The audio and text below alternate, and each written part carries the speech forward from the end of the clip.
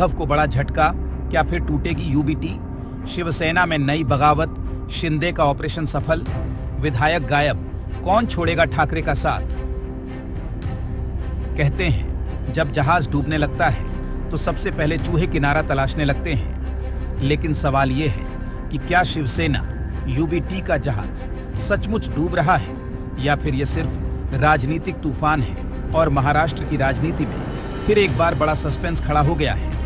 उद्धव ठाकरे की शिवसेना यूबीटी पर संकट के बादल लगातार गहराते जा रहे हैं। पहले 9 में से 6 सांसदों का शिंदे गुट में जाना और अब उद्धव ठाकरे की अहम बैठक से 3 विधायक और एक एमएलसी का गायब रहना कई नए सवाल खड़े कर रहा है। क्या शिवसेना यूबीटी में फिर से बड़ी टूट होने वाली है? क्या एकनाथ शिंदे का ऑपरेशन टाइगर अभी खत्म नहीं हुआ, या फिर उद्धव ठाकरे की पार्टी के अंदर कुछ ऐसा पक रहा है जिसकी भनक अभी बाहर नहीं आई? इन्हीं सवालों के बीच सोमवार यानी 22 जून को उद्धव ठाकरे ने पार्टी को एकजुट रखने के लिए सभी विधायकों और विधान पार्षदों की आपात बैठक बुलाई।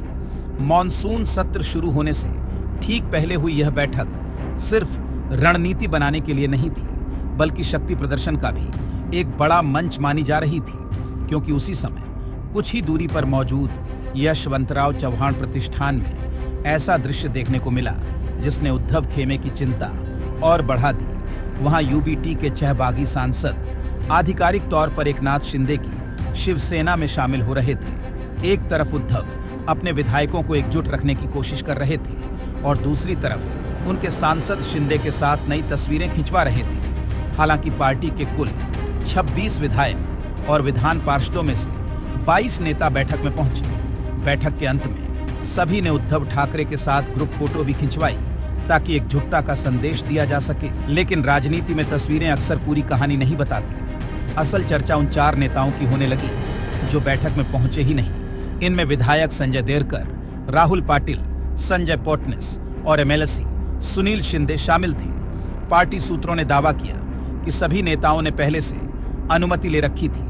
किसी को निजी काम था, कोई धार्मिक कार्यक्रम में था, तो कोई विधान परिषद चुनाव से जुड़े कामों में व्यस्त था।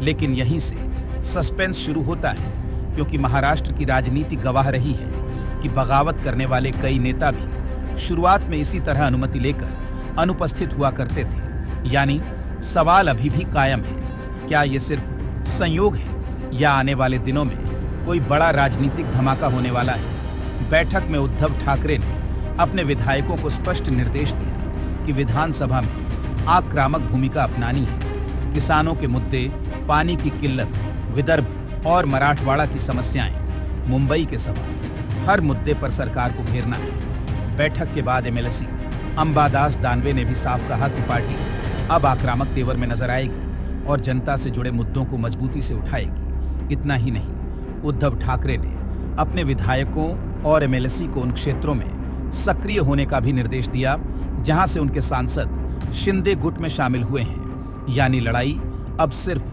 विधानसभा तक सीमित नहीं रहने वाली, बल्कि सीधे जनता के बीच लड़ी जाएगी। उधर शिंदे गुट लगातार दावा कर रहा है कि उनका मिशन अभी खत्म नहीं हुआ है।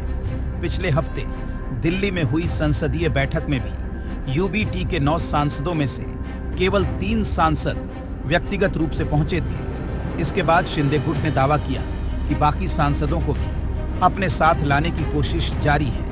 हालांकि यूबीटी नेताओं ने इन दावों को सिरे से खारिज कर दिया। आदित्य ठाकरे ने बीजेपी और मुख्यमंत्री एकनाथ शिंदे पर तीखा हमला बोलते हुए आरोप लगाया कि सरकार जनता के मुद्दों पर ध्यान देने के बजाय विपक्ष को तोड़ने में लगी हुई है। उन्होंने कहा कि कर्मचारियों के वेतन और योजनाओं के लिए पैसे नहीं हैं, लेकिन सांसदों को खरीदने के लिए पैसे मौजूद हैं।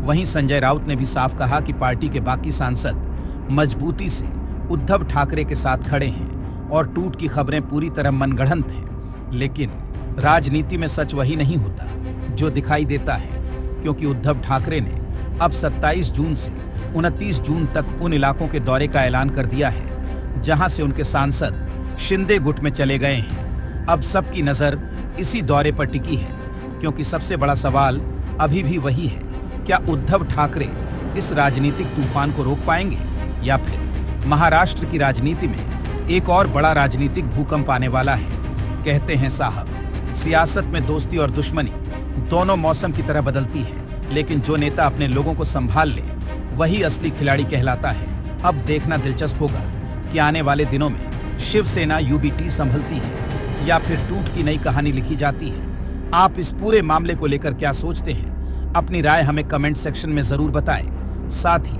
और भी अपडेट्स के लिए जुड़े रहें